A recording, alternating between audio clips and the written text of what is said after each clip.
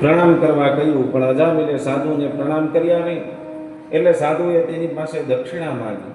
ભોજન કરી લીધું એટલે સંત સાધુઓ બ્રાહ્મણો આપણા ઘરે નિયાણીઓ આવે એટલે ભોજન પછી દક્ષિણા દેવી જોઈએ. કેમ કે ખાલી અગ્નિ અંદર સ્વાહા સ્વાહા આહુતિ આપીએ અને પછી યજ્ઞ પૂર્ણ થાય એટલે યજ્ઞના દક્ષિણામાં આપણે શું આપીએ? આમ તો શાસ્ત્ર એમ કે સોનું દેવું જોઈએ, પણ સોનું અત્યારે આ કલિકાળની અંદર આપણે ન આપી શકીએ. તો શ્રીફળ આપે, હોમી પૂર્ણાવતી કરી, એટલે જે કાંઈ પ્રસાદ હોય એ પ્રસાદ હોય. અને આમ બ્રાહ્મણોને ભોજન કરાવીએ તો એ પણ યજ્ઞ કહેવાય. તો એ ભોજન બ્રાહ્મણને જો કરાવે તો એ સાક્ષાત ભોજન ભગવાન પરમાત્માને કરાવ્યા બરાબર. જેમ અગ્નિના મુક્તિ ભગવાન ગ્રહણ કરે એમ બ્રાહ્મણના મુક્તિ પણ ભગવાન ગ્રહણ કરે. સાધુઓના અને ગાયના મુક્તિ પણ ભગવાન ગ્રહણ કરે. કેમ કે આ ત્રણેય છે એ બ્રાહ્મણ વર્ણ ગણ્યા છે અને ભગવાનના મુખમાંથી ઉત્પત્તિ થયેલી. આમ સાધુ સંન્યાસી એમની પાસે દક્ષિણા માગે ત્યારે અજામિલે કહ્યું, તમારી પાસે જે કાંઈ આ ધાબળી કમંડલું છે એ હું લૂંટી નથી લેતો, એ જ સારું. તમે અહીંથી જલ્દીથી નીકળી જાઓ, એ જ તમારી દક્ષિણા છે. સાધુએ વિચાર્યું કે આપણે આ ઘરનું અન્ન ખાધું છે તેથી તેનું કલ્યાણ કરવું જોઈએ. પેલી શુદ્ર જે સ્ત્રી હતી એ સગર્ભા હતી એટલે સાધુએ કહ્યું, તને જે પુત્ર થાય,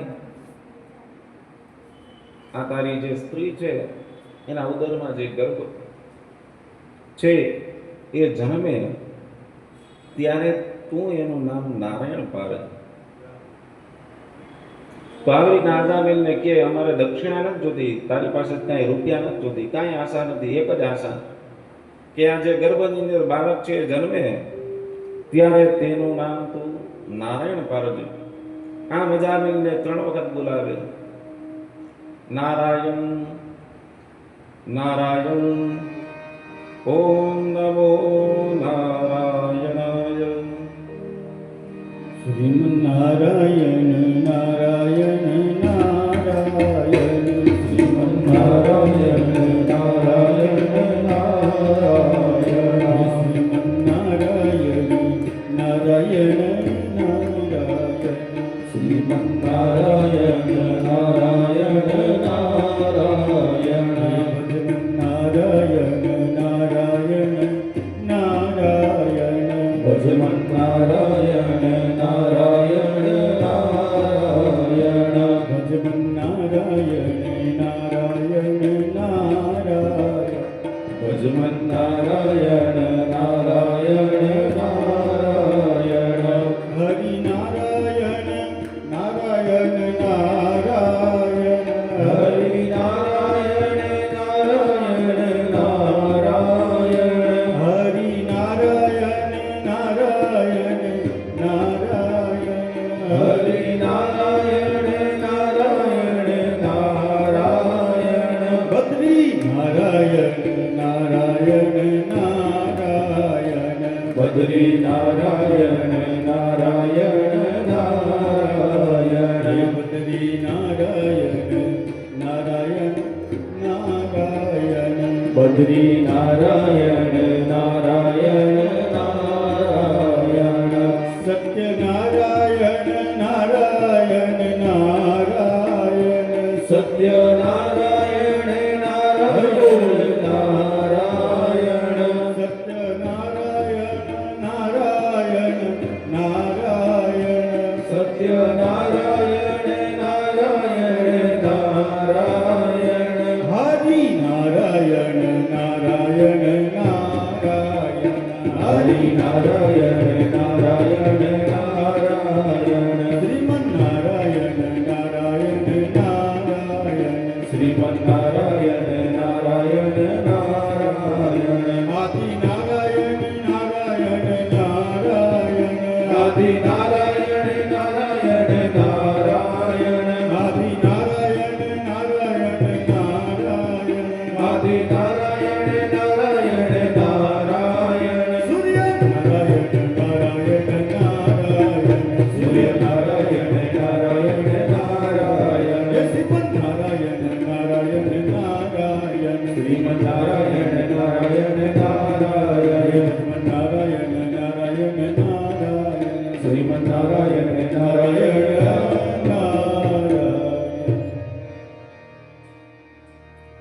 આમ નારાયણના નામની સંતોએ અજામિલને દીક્ષા આપી દીધી. આમ કઈ સાધુઓ પોતાને માર્ગે ચાલ્યા.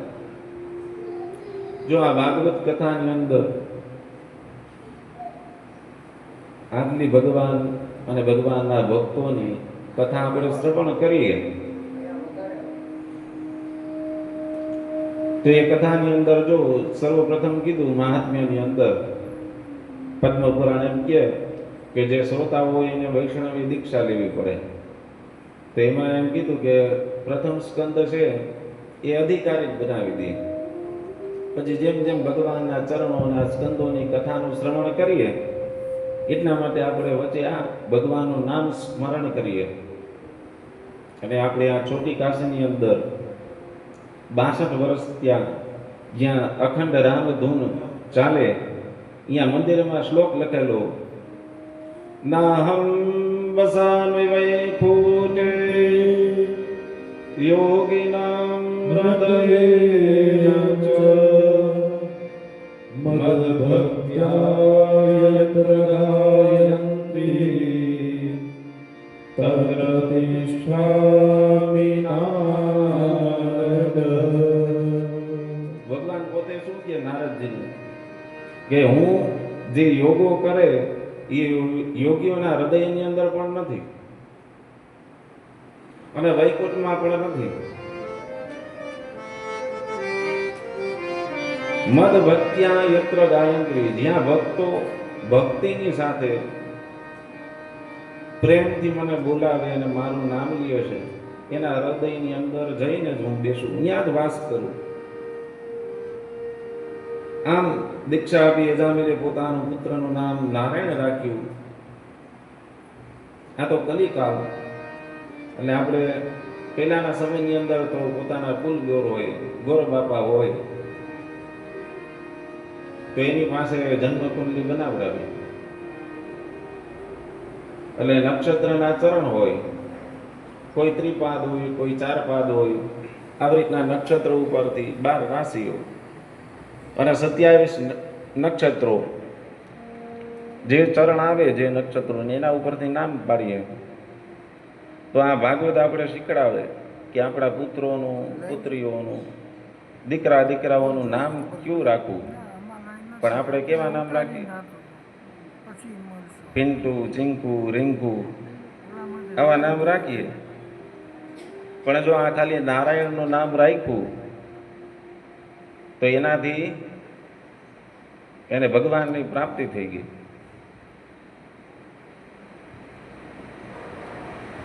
એટલે આપણે શીખડાવે કે ભગવાનના નામ ઉપર આપણા સંતાનોનું નામ રાખવું.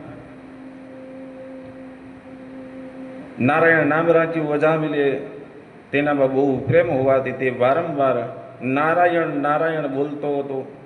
તેને નારાયણના નામની ટેવ પડી ગઈ. અજામિલનું આયુષ્ય બાકી હતું છતાં યમદૂતો તેને લેવા માટે આવી પહોંચ્યા. યમદૂતોને જોઈ અજામિલ ભયથી નારાયણ નારાયણ કહીને પોતાના પુત્રને બોલાવવા લાગ્યો. અજામિલના મુખમાંથી નારાયણનું નામ સાંભળી પ્રભુના પાર્ષદો ત્યાં આવી પહોંચ્યા ને તેમણે અજામિલને 5 વડ બાંધતા યમદૂતોને અટકાવ્યા. જો અંત સમય હોય ને આપણો તો આ યમદૂતો આવે તો પછી આપણે બીક લાગે, ભય લાગે, હજી મારે જીવવું, પણ જીવીને આપણે કરીએ શું?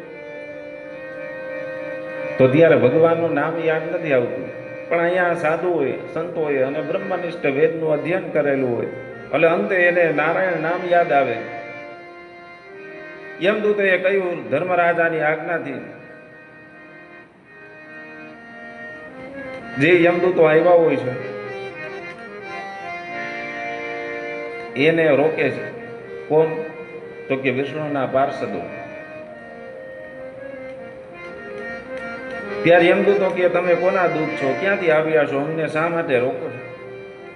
પછી ભગવાન વિષ્ણુના પાર્ષદોએ હસીને કહ્યું, ધર્મનું તત્વ અને લક્ષણ શું છે, શિક્ષા કયા પ્રકારે કરાય, કયો અપરાધ કરનાર મનુષ્ય શિક્ષા પાત્ર હોઈ શકે તે અમને કહો. તુલસીદાસ એક ચોપાઈની અંદર કે આ કલિયુગ કેવો છે, ખાલી નામ આધાર. कलियुग केवल नाम आधारा, सुमिरि सुमिरि उतरे भव पारा। श्री कृष्ण गोविंद हरे मुरारी, हे नाथ नारायण वासुदेवा।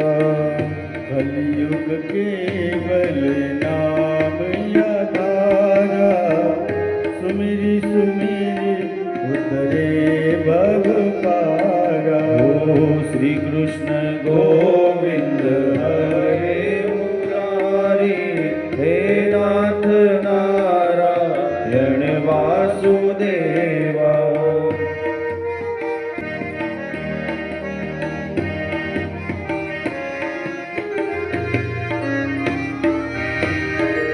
नहीं कल कर मन भक्ति विवेकु, नहीं कल कर मन भक्ति विवेकु। राम नाम अवलंबन एकु, राम नाम अवलंबन एकु। कलियुग केवल नाम आधारा, सुमिरि सुमिरि उतरे भव पारा। श्री कृष्ण गोविंद हरे मुरारे, हे नाथ नारायण वासुदेव।